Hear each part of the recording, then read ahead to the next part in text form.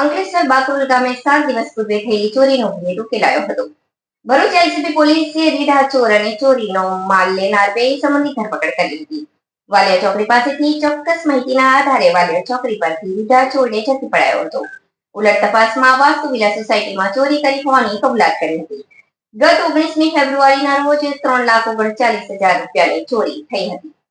ગત 19મી ફેબ્રુઆરીના રોજ અંકલેશ્વરના બાકરોલ ગામ ખાતે બારિયા પરિવાર મકાનનું વાસ્તુપૂજન કરી ગૃહ પ્રવેશ કરી બીજા દિવસે સવારે ગૃહ બંધ કરતા તસ્કરો ગૃહ પ્રવેશ કરી 3,39,000ની ચોરી કરી ફરાર થઈ ગયા હતા. પરિવાર વસ્તુ બાદ સામાન શિફ્ટ કરી ઘર માટે બીજા દિવસે સવારે 8 થી 12 વાગ્યા દરમિયાન ઘર બંધ રહેતા ધોળા દિવસે ચોરીને અંજામ આપ્યો હતો.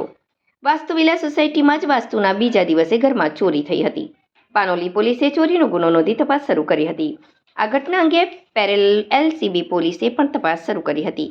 દરમિયાન પીએસઆઈ આર.કે. તોરાણી અને ટીમ પેટ્રોલિંગમાં હતા. તે દરમિયાન વાલિયા ચોકડી ખાતે અગાઉ ઘરફોડ ચોરીમાં ઝડપાયેલ રીઢા ચોર ઉમેશ દયાળભાઈ બગડિયાને બાઇક અને 2 મોબાઈલ સાથે શંકાસ્પદ હાલતમાં ઝડપી પાડ્યો હતો.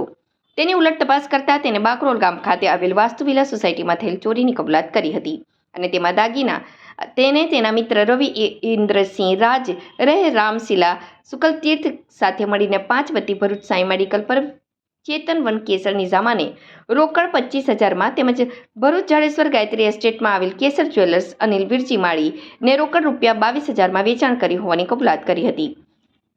જે માહિતીના આધારે પોલીસે ચોરીનો માલ લેનાર ચેતન વન કેસર નિઝામા અને અનિલ વિરાજી માળીની પણ ધરપકડ કરી હતી.